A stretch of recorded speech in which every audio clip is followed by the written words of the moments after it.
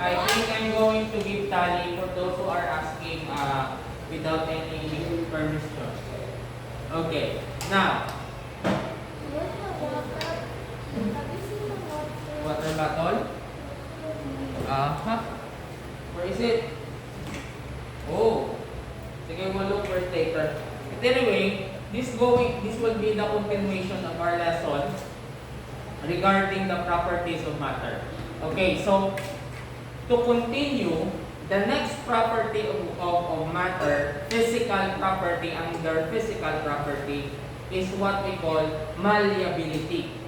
Okay, so when we talk about malleability, okay, it refers to the property of a metal, mostly metal, that if you're going to hit them or you're going to hammer them, it will not break. Instead, it will just change its shape.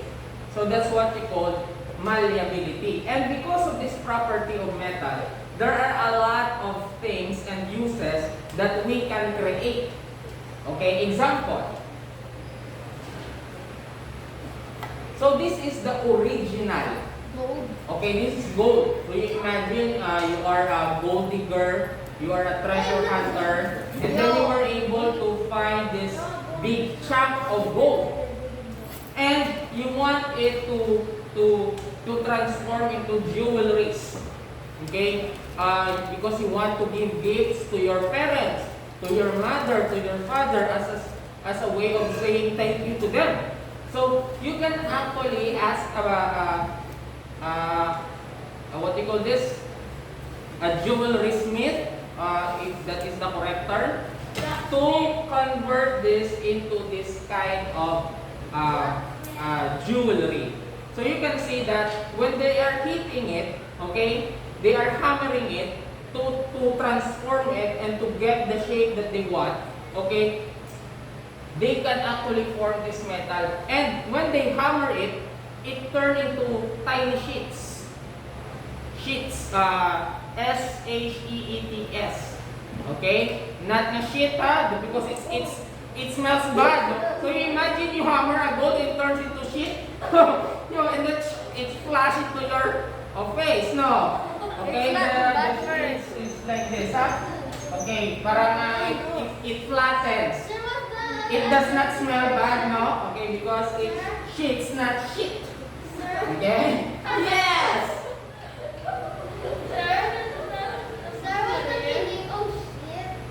Okay, this one. Okay, it could be a poo. Okay? Right?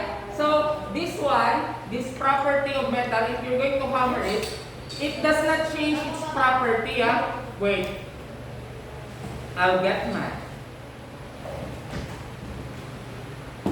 Okay?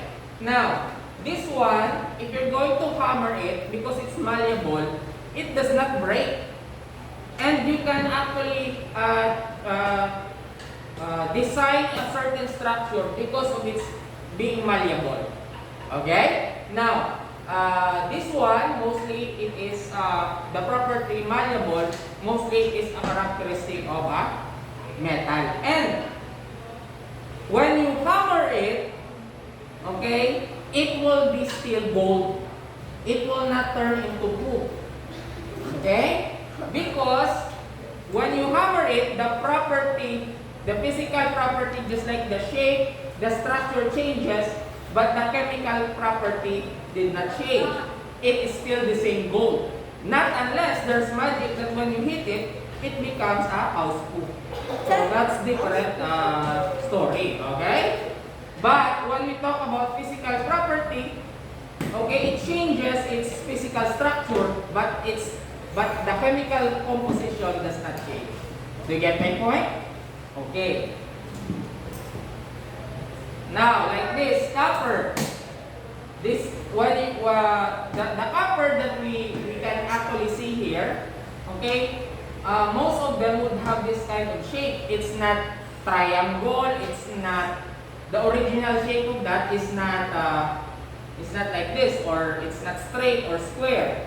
They only hammer it until such time that they will achieve the shape that they want. Yes. The copper looks like a corn. Yeah, it looks like a coral. Okay? Yeah. Yes, Morgie. It looks like tocino. But if you're going to eat it, okay, most likely you will have, okay, you will lose your teeth. Okay? And when you smile Borgie, if this is Borgie, okay, you will look like that.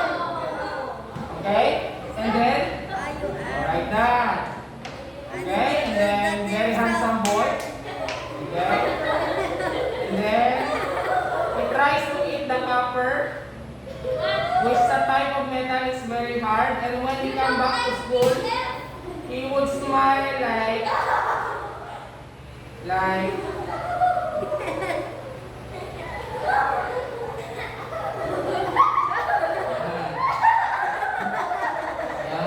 So that's good, you know?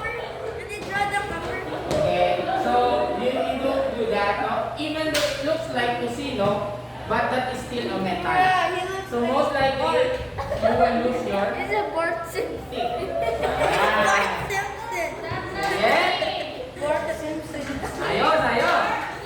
Okay, what property is this? It's what you call malleability. Okay. Now, this one as well. This is an example of shaping not sheet because it smells bad, sheet of metal. Okay, because they're going to heat it until such time that it will achieve this form. So that property that would give this piece of metal, okay, to transform into shape is what you call malleability.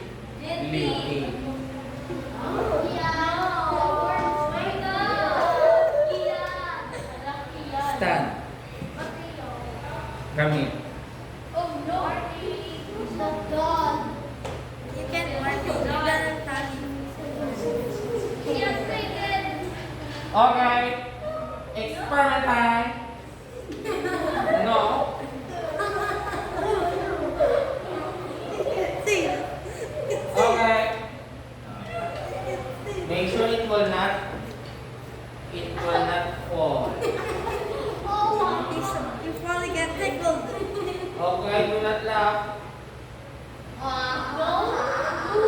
Oh, challenge. Challenge. Oh, challenge. Oh. 3 seconds. Next challenger. Come here.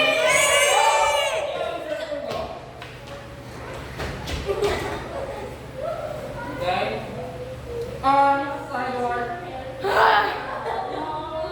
He looks like Jesus. Alright.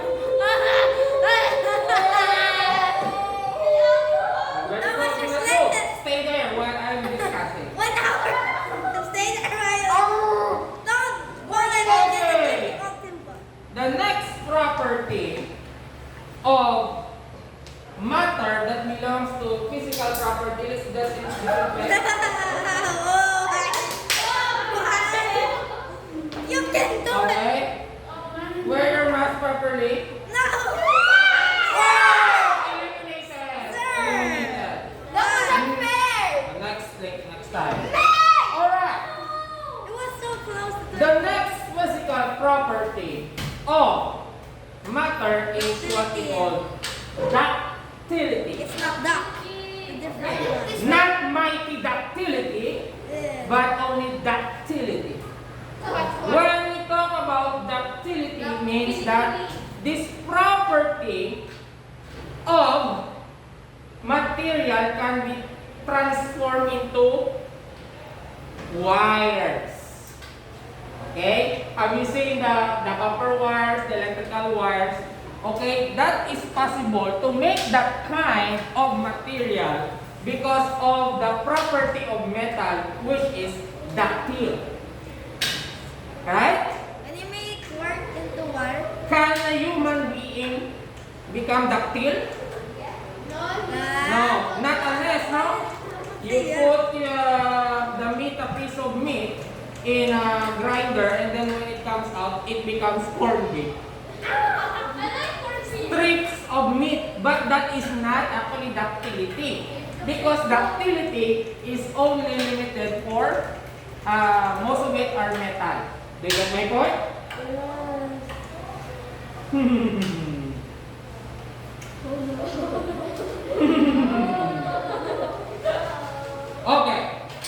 Now, example of ductility is like this.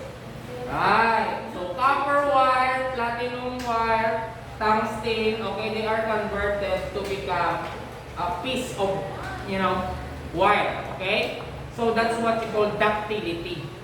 Okay? So most of it are actually the properties shared by metals. Alright? Now, ductility. Okay, so what is chemical property? So this time, okay, we are going to discuss chemical property. So a property or characteristics of the substance that observed during a reaction. Woo!